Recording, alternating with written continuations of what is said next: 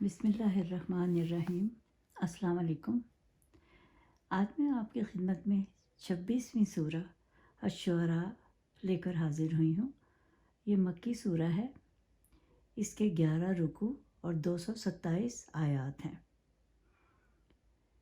کیونکہ کفار حضور صلی اللہ علیہ وآلہ وسلم کو شاعر کہتے تھے، اس لیے اللہ تعالیٰ نے یہ سورہ نازل فرمائی، اور آخری 4 آیات کے علاوہ یہ مکی سورہ ہے۔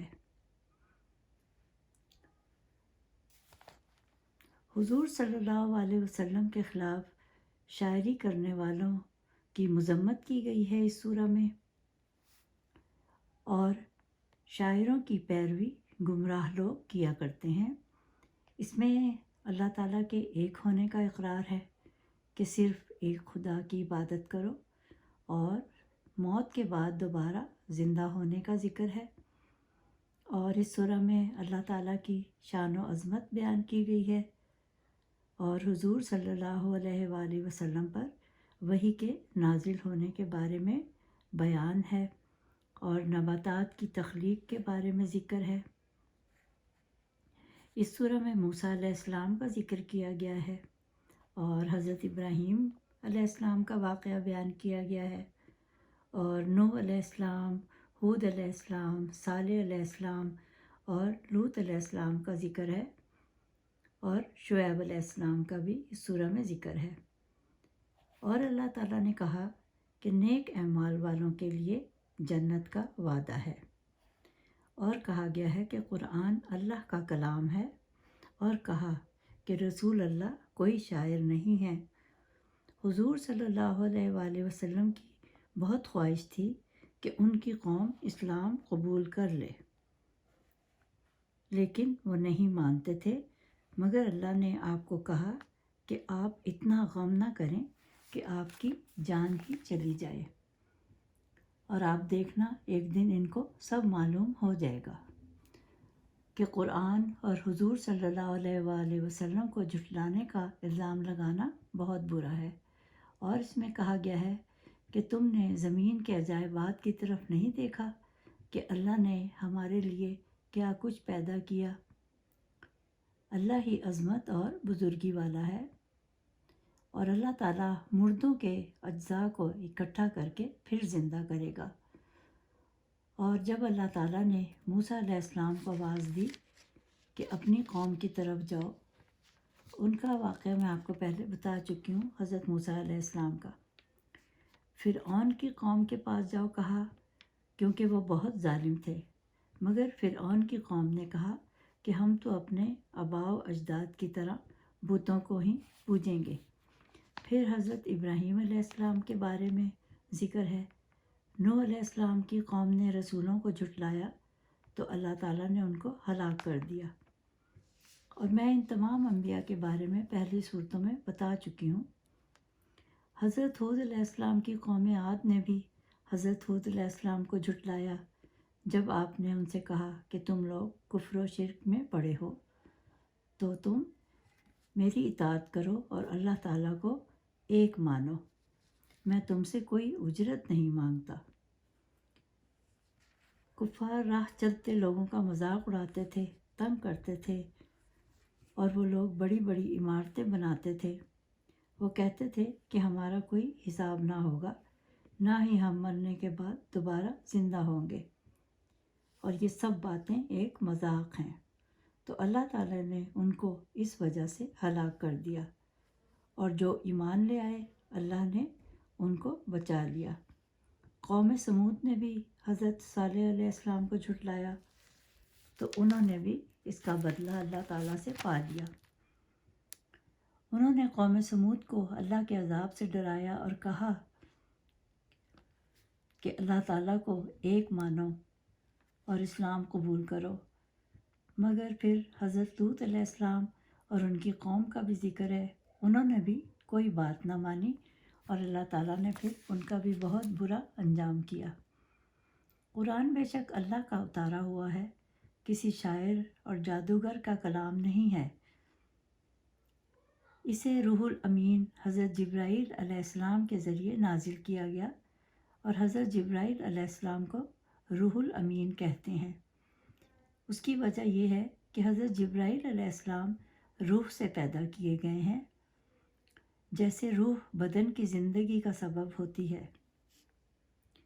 حضرت جبرائیل کے ذریعے اللہ تعالیٰ نے قرآن نازل کر کے حضور کے دل اور روح میں اتار دیا۔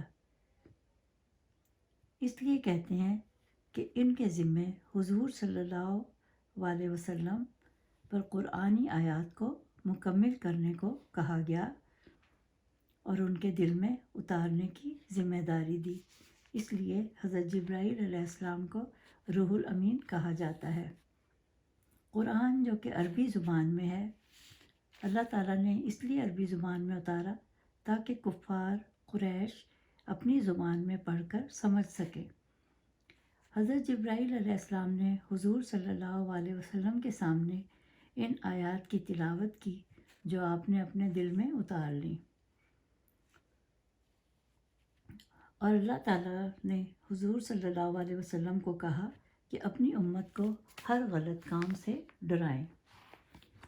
اور عربی زبان کی فضیلت یہ بھی ہے کہ حضور صلی اللہ علیہ وسلم عربی تھے اور اہل جنت کی زبان بھی عربی ہے، اور کہا کہ عربی زبان جس نے خود سیکھی اور دوسروں کو سکھائی اسے اجر ملے گا۔ اور اناد رکھنے والا کسی پر یقین نہیں کرتا۔ بنی اسرائیل حق بات کو بھی کبھی نہ مانتے تھے۔ عبداللہ بن سلام نے حضور صلی اللہ علیہ وسلم کے بارے میں تورات میں پڑھا تھا تو وہ اسلام لے آئے۔ اللہ تعالیٰ نے کہا کہ قرآن اگر کسی اور پر بھی اتارتے تب بھی ان لوگوں نے یہی کچھ کرنا تھا، وہ ایمان نہ لائیں گے یہاں تک کہ ان پر عذاب آ جائے، جبکہ کفار کہتے تھے کہ یہ تو صرف شاعری ہے جو آپ خود سے کرتے ہیں۔ اور پھر اللہ تعالیٰ نے کہا کہ ان کو قیامت کے نزدیک مہلت نہ ملے گی، تب جب وہ کہیں گے کہ ہم اب اسلام قبول کرتے ہیں، لیکن اس وقت تک بہت دیر ہو چکی ہوگی۔ اور سورہ تکاثر میں اللہ تعالیٰ نے فرما دیا ہے کہ زیادہ مال جمع کرنے والے لوگوں کے بارے میں کیا ہوگا۔ اللہ تعالیٰ کہتا ہے قرآن کو شیطان لے کر نہیں اترے بلکہ فرشتہ لے کر اترا ہے۔ اس میں کہا گیا ہے کہ اللہ کے سوا کسی کو معبود نہ جانو اور صرف ایک خدا کی عبادت کرو۔ پھر حضور صلی اللہ علیہ وسلم کو کہا گیا کہ اپنے قریبی رشتہ داروں کو ڈراؤ، یعنی بنو ہاشم اور بنو مطلب کے لوگوں کو۔ پھر آپ صلی اللہ علیہ وسلم نے ایک پہاڑی پر چڑھ کر خطاب فرمایا، جہاں پر ابو لہب بھی آیا۔ اس نے کہا تم نے ہمیں اس لیے بلایا ہے یہ کہنے کے لیے کہ اللہ ایک ہے، اس کو ایک مانو، صرف اس کی عبادت کرو، بتوں کی پوجا نہ کرو۔ تب اللہ تعالیٰ نے سورہ لہب نازل کی جس کا ترجمہ یہ ہے کہ اللہ نے ابو لہب کو تباہ کر دیا، وہ ہلاک ہو جائے گا۔ ابو لہب کے دونوں ہاتھ ٹوٹ جائیں گے، نہ تو اس کا مال اس کے کام آئے گا، وہ جلد ہی بھڑکتی آگ میں ڈالا جائے گا جس میں اس کی بیوی بھی جو لکڑیاں اٹھانے والی ہے، اس کی گردن میں بھی رسی ہوگی۔ تو ہمیں بھی چاہیے کہ صرف اپنے خدا پر توکل کریں جو ہمیں دیکھتا ہے۔ جب ہم نماز کے لیے یا تہجد کے لیے کھڑے ہوتے ہیں، اس لیے کہا گیا ہے کہ نماز ایسے خشوع و خضوع سے پڑھو جیسے کہ اللہ تمہیں دیکھ رہا ہے۔ بے شک اللہ تعالیٰ سننے اور جاننے والا ہے، اور شیطان گنہگار پر اترتے ہیں اور جو جھوٹ بولتے ہیں۔ شیطان صرف انہی دونوں کا ساتھ دیتا ہے۔ گمراہ کہتے تھے کہ حضور صلی اللہ علیہ وسلم جیسی شاعری تو ہم بھی کر سکتے ہیں۔ کئی شاعر دین اسلام کا مذاق اڑاتے ہیں۔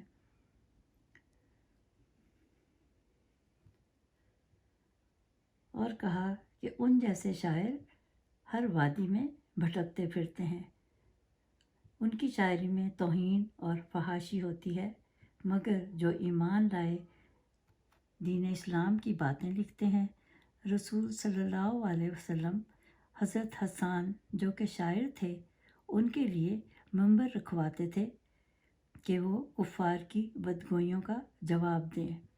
پھر حضور صلی اللہ علیہ وسلم دعا کرتے کہ اللہ ان کا ساتھ دے۔ وہ اپنی شاعری سے جواب دیتے تھے، اور اچھے اشعار اچھے کلام کی طرح ہیں، اور کہا گیا ہے کہ اللہ تعالیٰ کو کثرت سے یاد کرو، اس کی حمد و ثنا کرو